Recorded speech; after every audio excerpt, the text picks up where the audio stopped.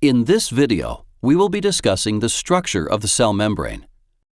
When scientists looked at the selectively permeable cell membrane, they described its structure as a fluid mosaic.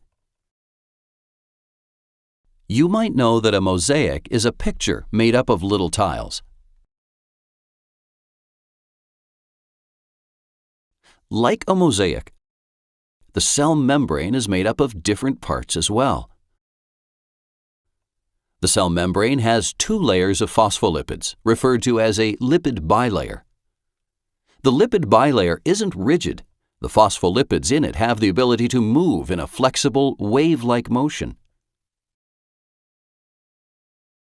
Let's take a closer look at a few phospholipids. The round head portions are hydrophilic, which means they are attracted to water. Both the extracellular fluid, meaning fluid outside the cell, and the cytoplasm inside the cell, are mostly made up of water.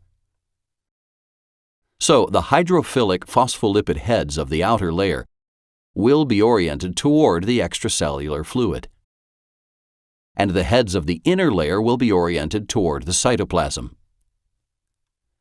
The phospholipid tails are hydrophobic, which means watery areas repel them, so they orient toward each other in a direction as far away from the watery content as possible. There are also scattered proteins embedded in the phospholipid layers, some with carbohydrates attached. So, in the fluid mosaic model, the cell membrane is made up of different parts, and these parts make up a flexible boundary around the cell. But how do the majority of substances get in or out of the cell? Some molecules seep through the little spaces in between the phospholipids, which make up the majority of the semi-permeable cell membrane. However, other molecules are too big to fit through the cell membrane this way.